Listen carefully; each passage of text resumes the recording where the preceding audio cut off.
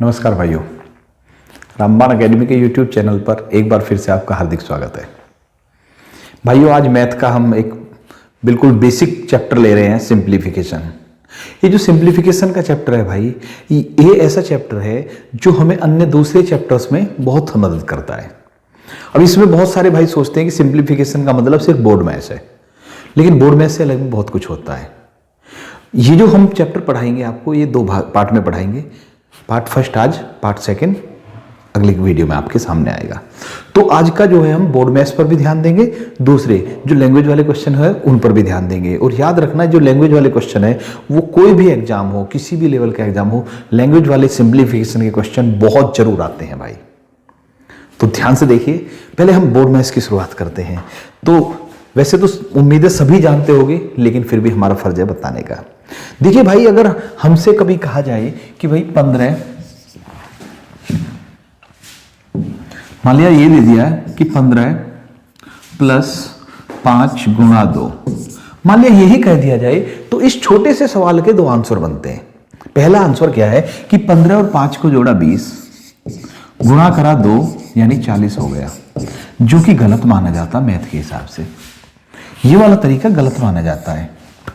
ठीक है, 15 5 जोड़ा 20, 20 का 2 गुणा करा 40 हो गया। मैथ क्या कहता है? मैथ कहता है इसका कि भाई पहले गुणा करो आप, आंसर आएगा 25, जो कि ठीक माना जाता है। ठीक है, तो याद रखना कि जब हम सिंप्लीफिकेशन करते हैं तो बोर्ड मैथ्स लगाना पड़ता है कि भाई इसको सही माने या इसको सही माने। इसका निर्णय कौन करता? बोर्ड मैथ्स का नियम करता भाई। बोर्ड मैथ्स नियम है क्या, उसको देखते हैं। देखिए, बोर्ड मैथ्स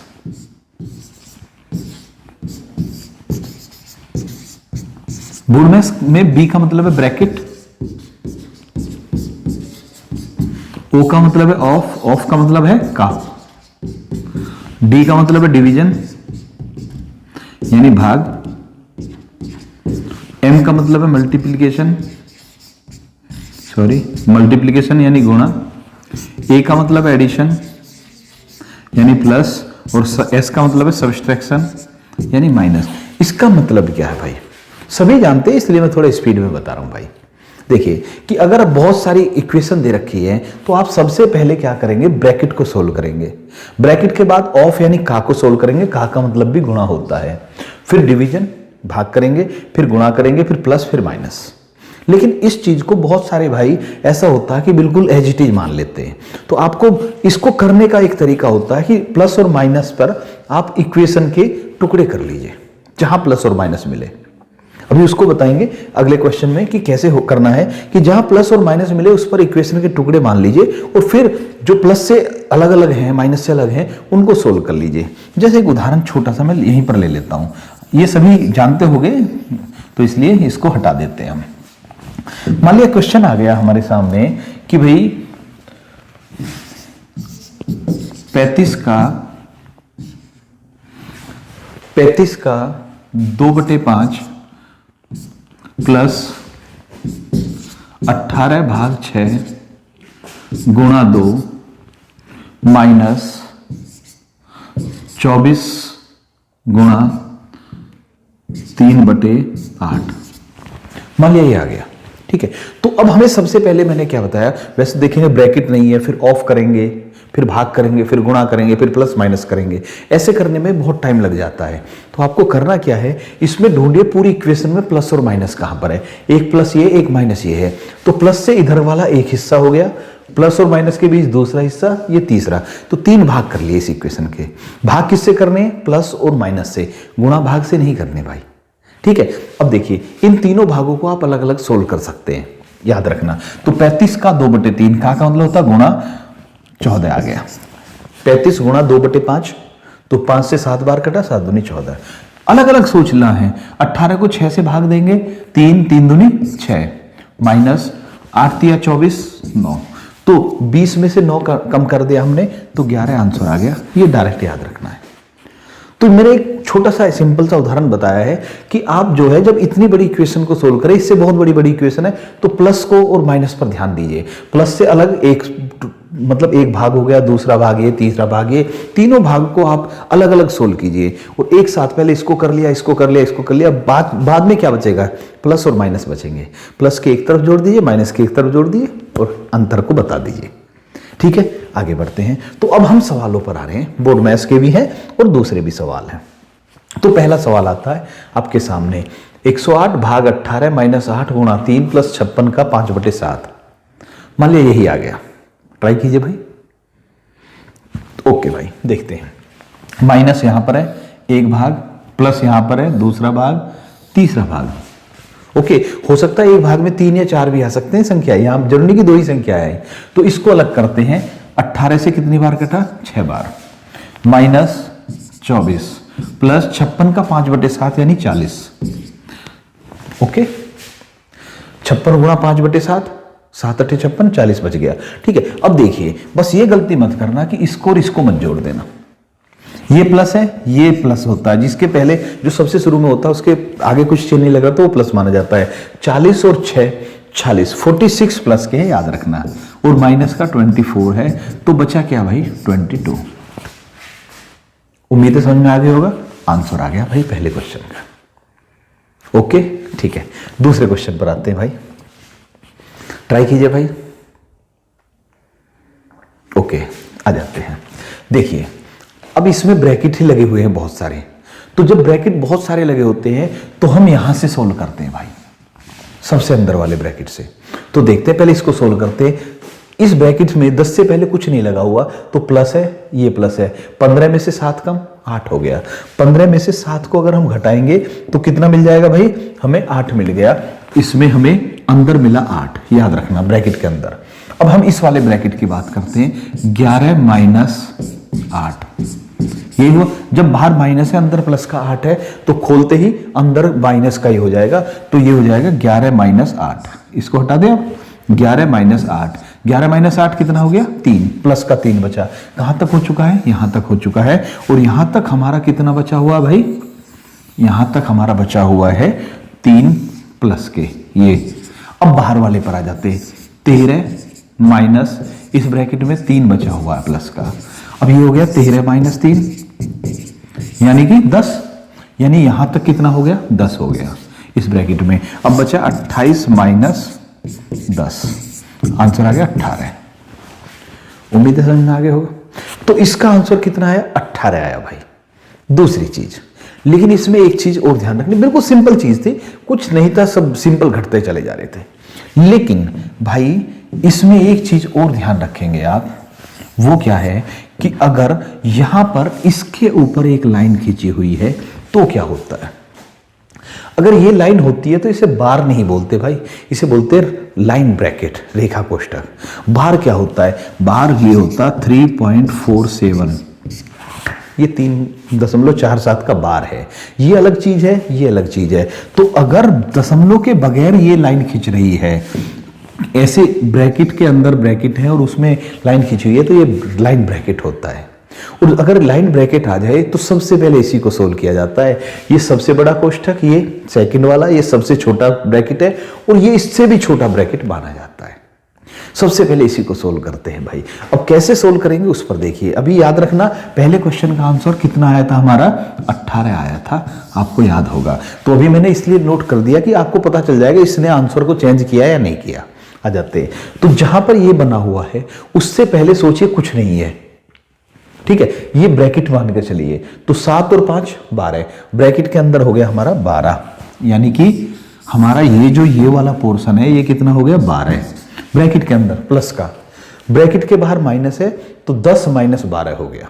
जब खोलेंगे तो माइनस हो जाएगा, तो 10 माइनस 12 यानी कि ये कितना बचेगा, इस पूरे में को सोल्व करने पर माइनस का 2। फिर से देखिए, ये था 10 माइनस 7 प्लस 5, इसको ब्रैकेट मानेंगे। तो अब ये क्योंकि छोटा ब्रैकेट है तो मैं आपको यहां समझाने के लिए इस हिसाब से भी कह सकते हैं हम कि अगर इसको हम बाहर वाले को बड़ा ब्रैकेट मान लें, ये छोटा ब्रैकेट इसके अंदर है, ठीक है।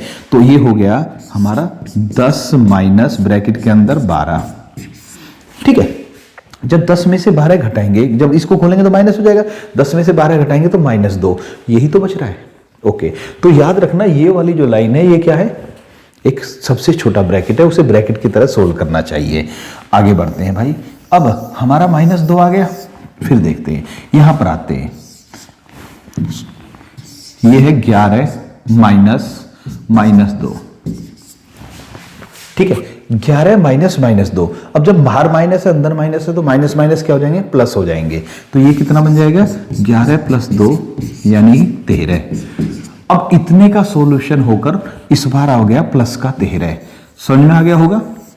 ओके, तो इसको मैं हटा देता हूं, यहां पर लिख देते हैं हम प्लस का 13। अब इस पर आ जाते हैं, ये आ गया 13 माइनस, यहां भी 13, तो 13 में से 13 गया 0, यानी ये पूरा सोल्व होकर 0 आ गया। 28 में से 0 घटाएंगे कितना आएगा, 28 ही आएगा।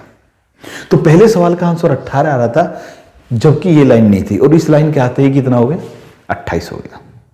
उम्मीद है आपको समझ में आ गया होगा ब्रैकेट के अंदर ब्रैकेट को कैसे सोल्व किया जाता है। ओके, आगे बढ़ते हैं भाई अगले क्वेश्चन पर। ट्राई कीजिए भाई, 7 × 7 भाग 7 -7 + 7 × 7, ट्राई कीजिए। ओके भाई, जैसा मैंने अभी बताया प्लस और माइनस पर फोकस कीजिए। आपका एक हिस्सा ये है, एक ये है और एक हिस्सा ये है। तो पहले इसको करते 7 × 7 भाग 7, तो ये कितना आ गया, ये आ गया 7, क्योंकि पहले भाग करेंगे 7 से 7 1 और 7 की गुणा 7 ही करेंगे, या इसमें पहले गुणा भी कर दे कोई फर्क नहीं पड़ेगा। यहां पर तो 49 को 7 से भाग दिया 7 ही आ गया, -7 + 49, इसकी दो गुणा हो जाएगी। अब -7 और प्लस के साथ कैंसिल, आंसर आ गया 49। उम्मीद है समझ में आ गया होगा। अगले क्वेश्चन पर आ दें भाई। अगला सवाल कह रहा है, अब देखिए थोड़ा बोर्ड में से हम थोड़ा सा बाहर निकल रहे हैं, अभी 1-2 सवाल और देखेंगे लेकिन हम बाहर निकल रहे हैं। ये आया 7 9 हैश + 4 हैश 5 + 8 हैश = 1359, तो हैश की वैल्यू क्या है, ट्राई कीजिए भाई। हैश का मतलब हैश की जगह पर कौन सा अंक आएगा। ओके, ठीक है, आ जाते हैं भाई, देखते हैं। देखिए इसको अगर ऐसे सोचे तो समझ में नहीं आता क्या हो रहा है, तो एक काम करते हैं, जैसे हम छोटी क्लास में जोड़ते हैं ऐसे जोड़ना शुरू करते हैं। अगर कभी भी ऐसा आ जाए तो उसको इसी तरह से करना भाई। 7 9 और हैश लिख दिया, 4 हैश 5 लिख दिया और 8 हैश लिख दिया। इनको जोड़कर कितना मिल रहा है, 1359, ठीक है। अब देखिए इसको 9 करना है, 9 करने के 2 तरीके हैं, या तो 9 किया जाए या 19 किया जाए। अगर इसको 9 करना है तो इसकी वैल्यू 2 रखनी पड़ेगी, 2 5 2 9 हो गया, और या 19 करना है तो 7 5 7 19 हो जाएगा।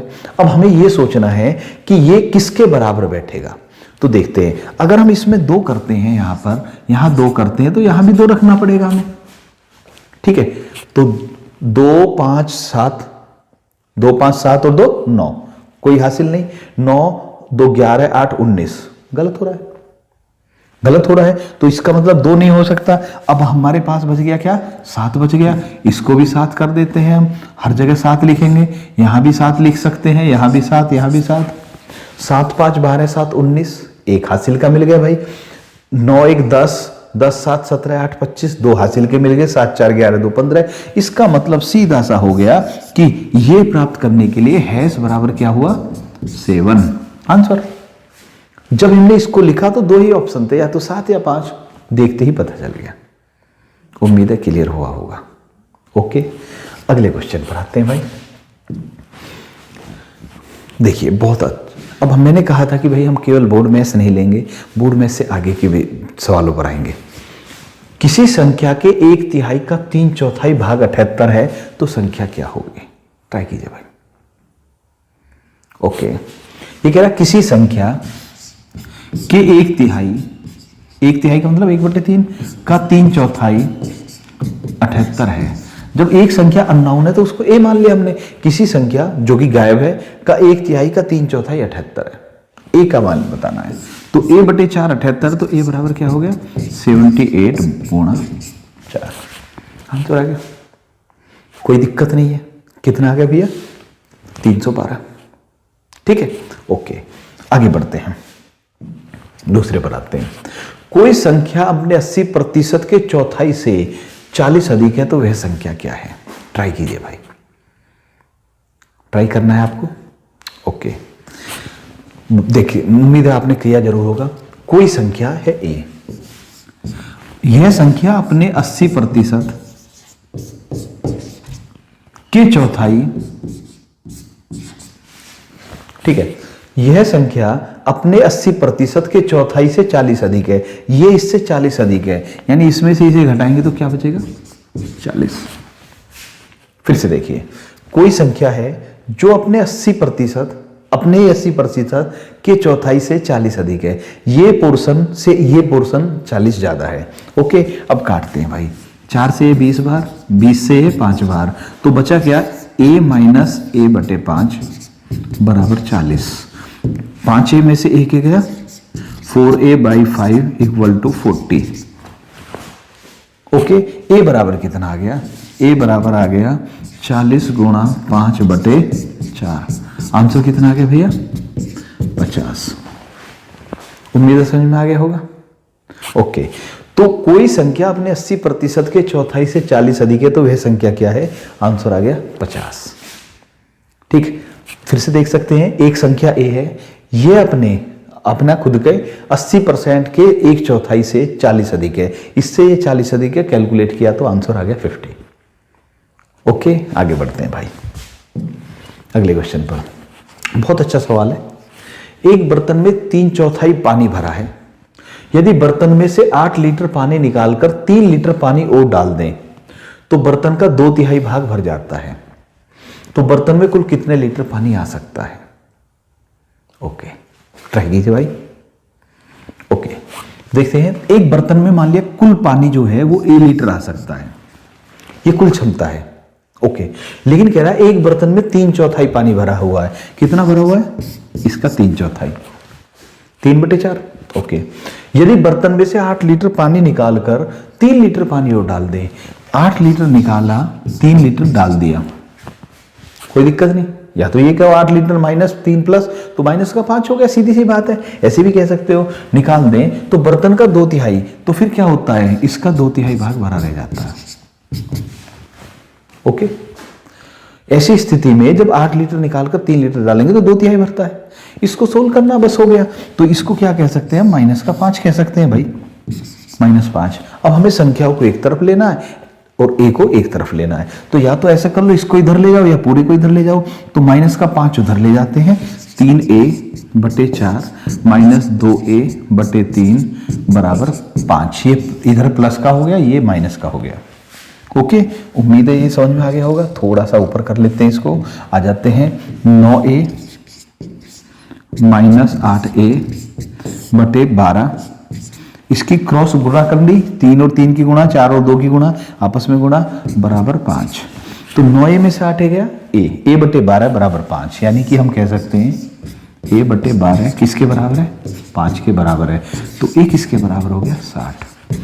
ठीक है, लेकिन पढ़ लेते हैं, कुल कितने लीटर पानी आ सकता है बर्तन में? कुल कितने लीटर पानी आ सकता है? a लीटर, a बराबर है 60 लीटर, आंसर। ठीक है भाई, क्लियर हुआ? बिल्कुल। अभी आगे बढ़ते हैं।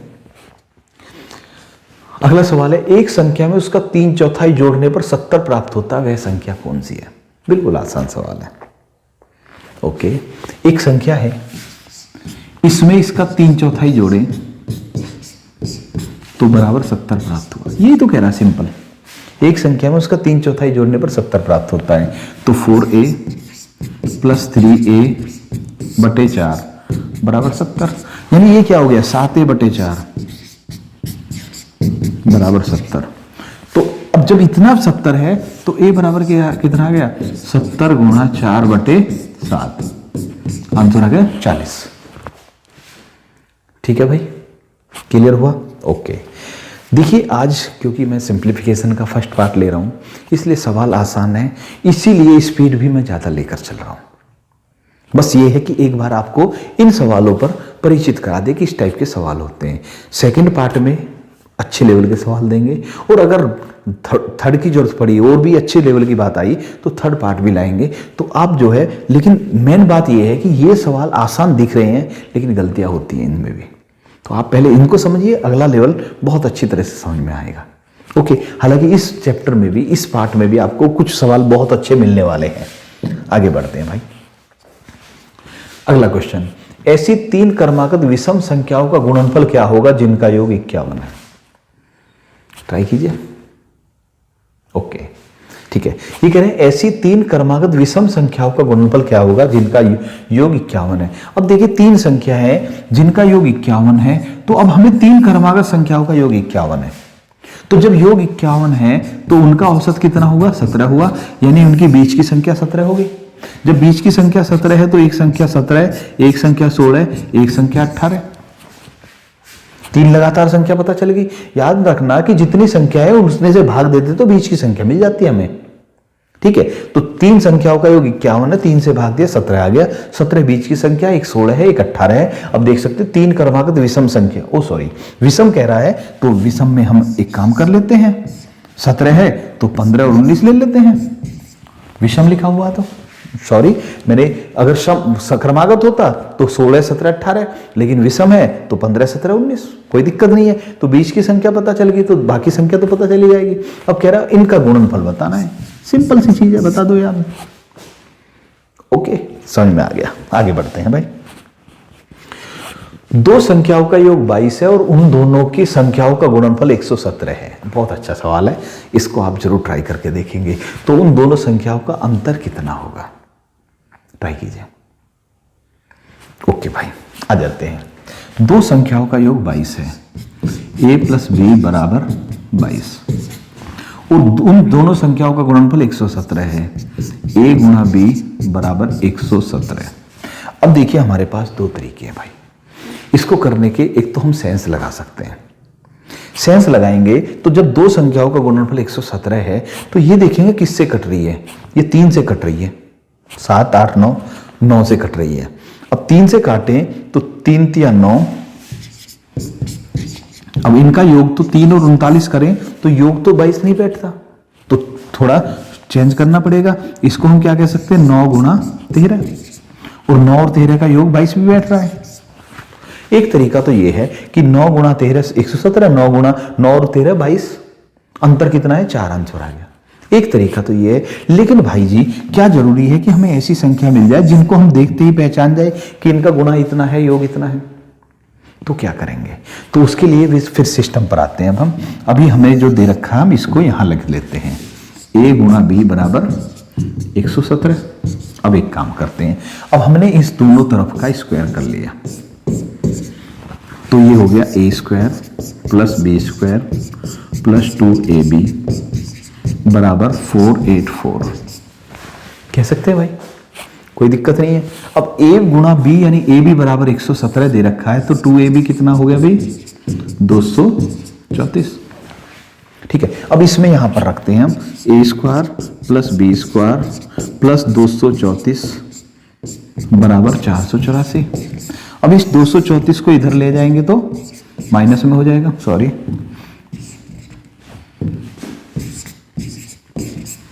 484 में से जो 234 घटाएंगे तो अब हमें क्या मिल गया? हमें मिल गया यहाँ पर a² + b², यानी हमें मिला a² + b² बराबर 484 में से 234 घटाइए 250। ठीक है, उम्मीद है क्लियर हो गया होगा। a² + b² 250, लेकिन पूछ क्या रहा है? दोनों संख्याओं का अंतर पूछ रहा है। तो अब जितना मिला उसमें से 2ab इधर घटा देते हैं और इधर भी 2ab घटा देते हैं, 234 घटा देते हैं एक बार। और a² + b² 250 है, -2ab 234 है, तो ये बना a - b का होल स्क्वायर बराबर कितना आ गया? ये 16 बराबर 4 का स्क्वायर। तो स्क्वायर से स्क्वायर कट गया, a - b कितना आ गया? 4 आ गया। तो अगर आप पहचान पा रहे हैं तो बहुत अच्छा है, नहीं पहचान पा रहे तो फिर पूरे का होल स्क्वायर करेंगे, 2ab की वैल्यू को 2 बार घटा देंगे, आंसर आ जाएगा। क्लियर है भाई? ओके, ठीक है। आपको समझ में आ गया होगा कि हमने 2 तरीके से किया। एक हमने लॉजिक से यानी सेंस से किया, एक हमने तरीका बताया। एक बात और कहना चाहेंगे कि ज़्यादातर क्या होता है कि हमारा लॉजिक काम कर जाता है ज़्यादातर क्वेश्चन पे, इसी चीज़ को बहुत सारे गलत वे में ले जाते हैं कि भाई चलो सवाल तो हो गया, हमने ये सवाल देखते ही पहचानते ही कर दिया, हम सोचते हैं कि हम सीख गए। लेकिन एक बात बताइए, बाई चांस ऐसी संख्या मिल गई जहां पर हम लॉजिक नहीं लगा पा रहे, तो उसके लिए हमें ये तरीका जरूर आना चाहिए। तो समझ में आ गया होगा, दोनों का होल स्क्वायर करा, ए स्क्वायर बी स्क्वायर 2ab आया, तो 2ab की वैल्यू वहां से निकाल ली, इसको निकालने पर ए स्क्वायर प्लस बी स्क्वायर मिल गया, फिर 2ab घटाए तो a माइनस बी का होल स्क्वायर हो गया। ओके, तो तरीका जरूर आना चाहिए भाई। अगले क्वेश्चन पर चलते हैं हम। दो संख्याओं का योग 18 है और उनका गुणनफल 77 है, उन दोनों संख्याओं के व्युत्क्रम का योग कितना होगा।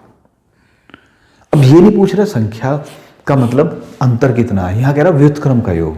तो देखिए इसके लिए सीधा सा होता है कि जितना योग है और जितना गुणनफल है उसको भाग कर देते हैं, योग बटे गुणनफल, आंसर आ गया 18 बटे 77। ठीक है, दो संख्याओं का योग 18 है, उनके गुणनफल 77 है, तो इसको भाग कर देते हैं, आंसर आ जाता है। लेकिन फिर भी हम आपसे बोलते हैं कि थोड़ा सा सीख लीजिए कैसे करते हैं। देखिए ये क्या कह रहा है, दो संख्याओं का योग 18 है और उनका गुणनफल 77। ठीक है, अब देखिए 11 और 7 दिख रहा है, 11 गुणा 7, 11 प्लस 7, लेकिन हमें उसके तो सोचने की जरूरत नहीं है। अब व्युत्क्रम कह रहा है, व्युत्क्रम का मतलब क्या होता है, 1 बटे ए 1 बटे बी। व्युत्क्रम हो गया, ए का उल्टा बी का उल्टा, इनका योग बताना है, बराबर क्या होगा ये तो पूछ रहा है। तो देखते हैं, इसको जोड़ने के लिए इसकी गुणा इधर करेंगे बी, प्लस इसकी गुणा इधर करेंगे ए, बटे इन दोनों की आपस में गुणा करेंगे ए गुणा बी। तो a प्लस बी क्या है, 18 दे रखा है, और a गुणा बी कितना दे रखा, 77, वही तो आ गया। ठीक है, तो हमने बताया कि अगर कभी भी व्युत्क्रमों का योग पूछ रहा है तो योग बटे गुणनफल होता है, लेकिन कैसे होता है वो आपके सामने सिद्ध कर दिया। ठीक है, क्लियर है। अगले क्वेश्चन पर आते हैं भाई। दो क्रमागत विषम संख्याओं के वर्गों का अंतर 80 है, तो दोनों संख्याओं का योग कितना होगा, ट्राई कीजिए भाई। ओके, देखिए दो क्रमागत विषम संख्याओं के वर्गों का अंतर 80 है, ये तो दे रखा है हमें। ठीक है, लेकिन अब हमें एक्स्ट्रा चीज क्या समझनी है, दो क्रमागत विषम संख्या, क्रम से आने वाली विषम संख्या है, तो निश्चित रूप से a माइनस बी कितना होगा भाई, 2 होगा, क्योंकि क्रम से आने वाली विषम संख्या है, तो दो लगातार विषम संख्याओं का अंतर 2 ही होता है। a को बड़ा माना है, b को हमने छोटी संख्या माना है, a square minus b square 80 दे रखा है। अब रखते हैं हम इसमें, इसको बोल सकते हैं हम a प्लस बी गुणा a माइनस बी बराबर 80, और a माइनस बी कितना भाई, a माइनस बी 2 है, तो हम इसकी जगह अब हम क्या रख सकते हैं, यहाँ पर हम 2 रख सकते हैं, और ये वाला जो 2 है इधर जाएगा तो गुणा में हो जाए, भाग में आ जाएगा, a प्लस बी बराबर 80 बटे 2 बराबर 40। तो अब हमें a प्लस बी मिल गया भाई 40।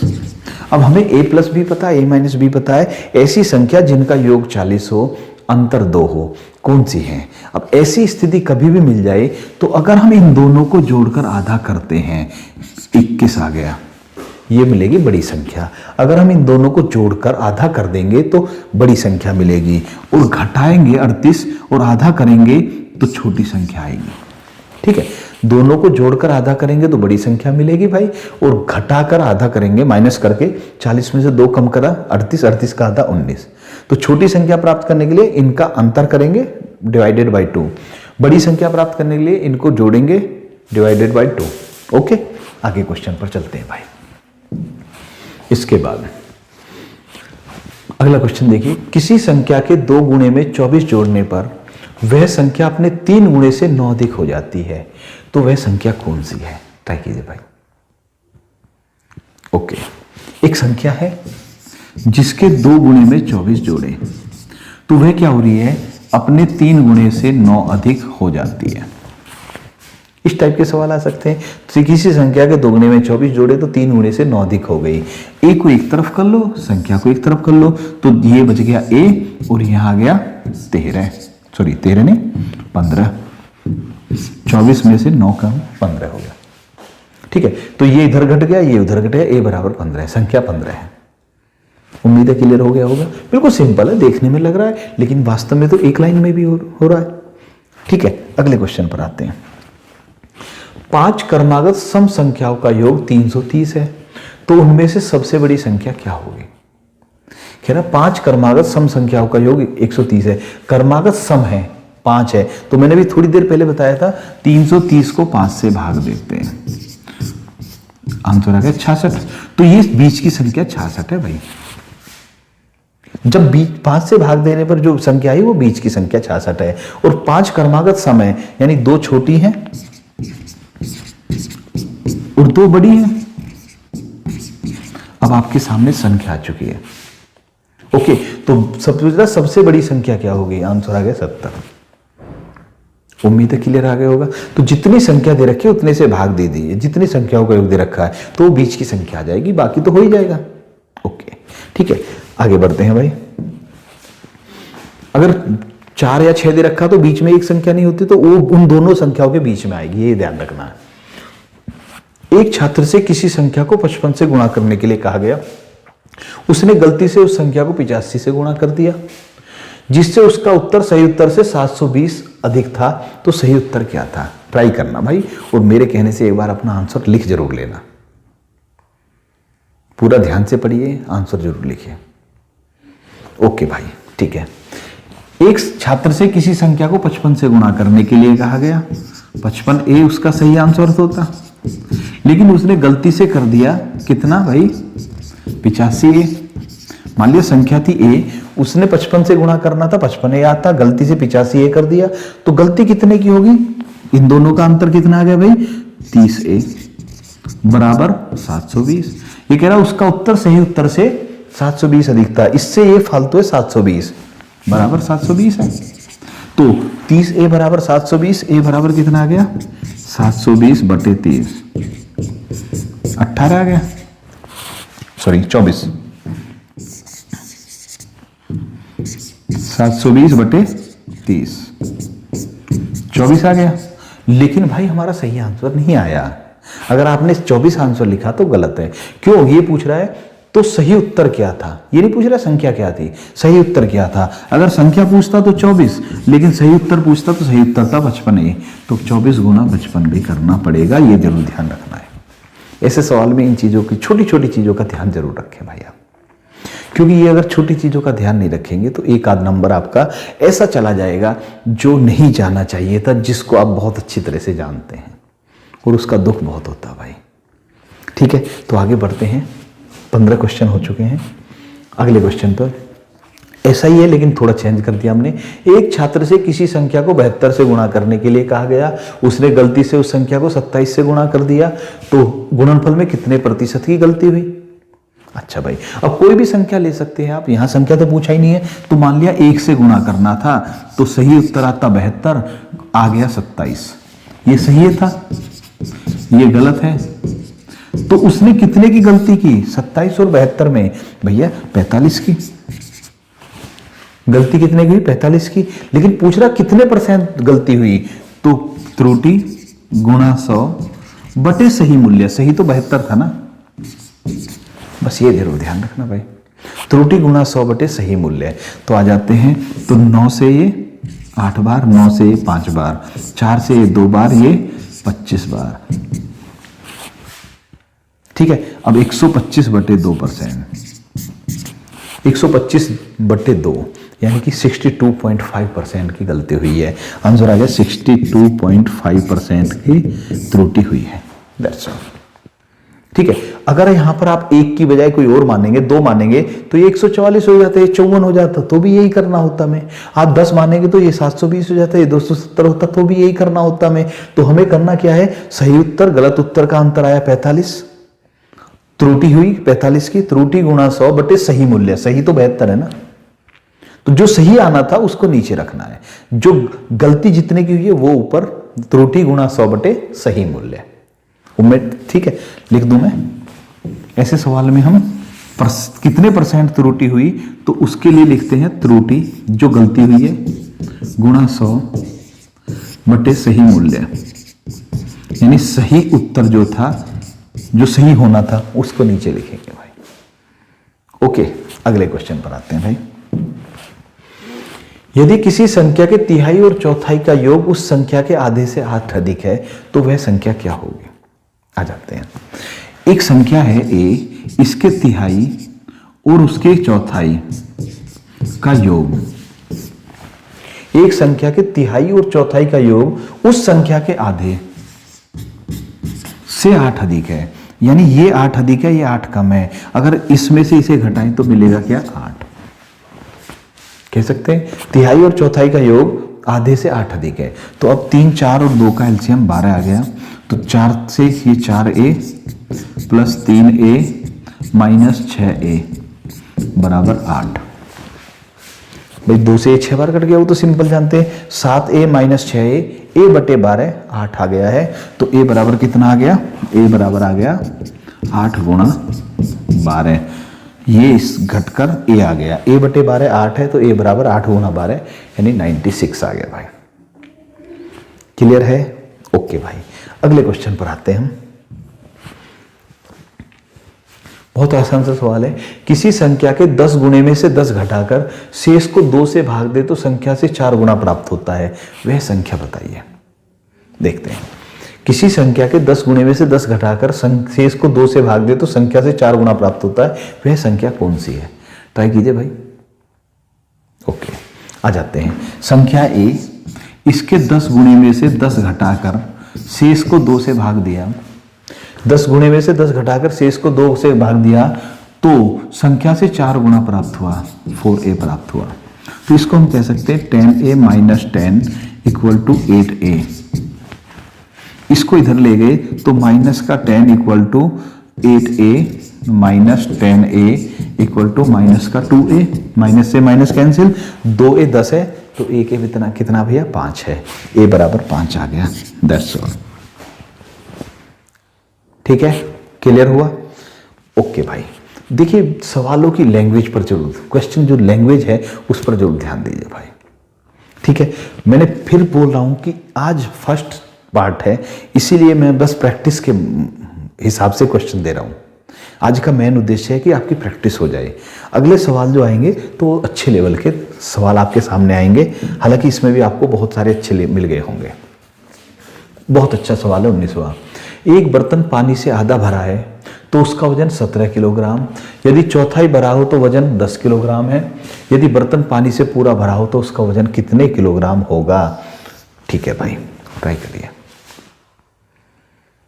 ओके, देखिए इस सवाल की अगर हम बात करें तो इस सवाल में हमें बस एक चीज का ध्यान रखना है। ये कह रहा है एक बर्तन पानी से आधा भरा, हम समझाने के लिए याद से ले रहे हैं। ये बर्तन है, ये पानी से आधा भरा है तो उसका वजन है 17 किलोग्राम।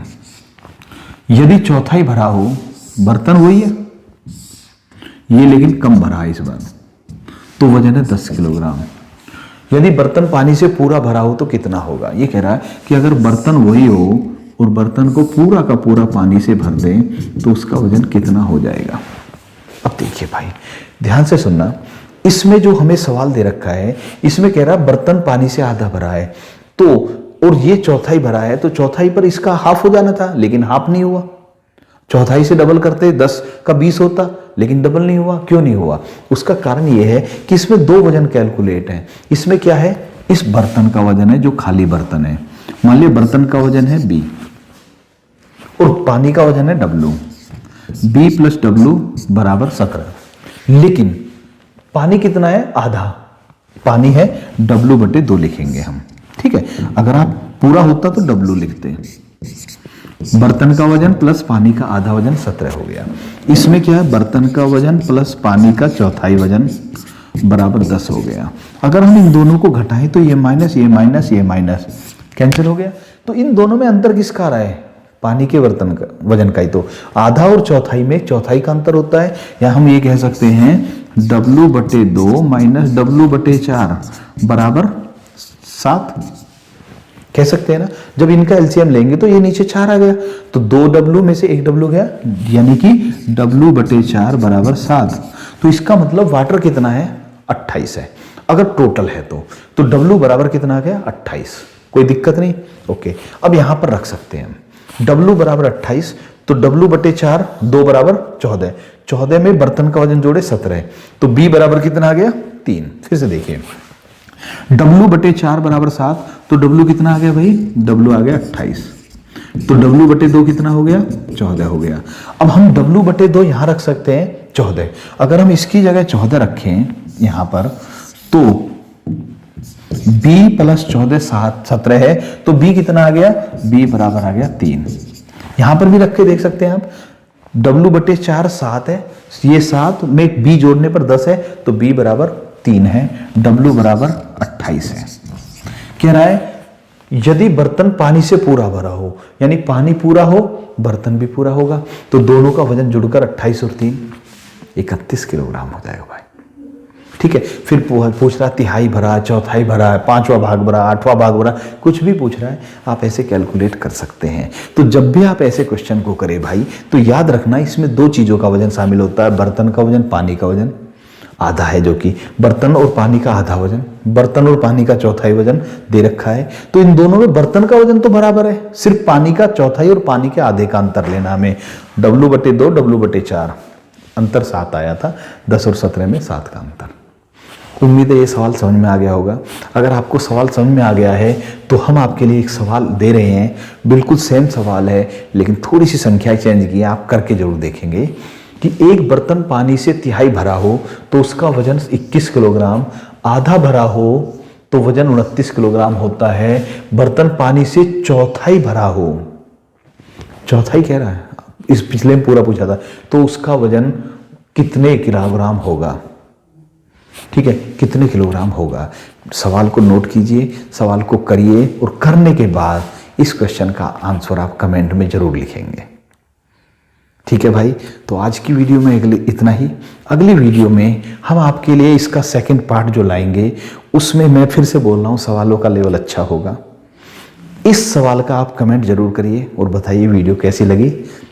इसी वीडियो में इतना ही भाई। जय हिंद, वंदे मातरम।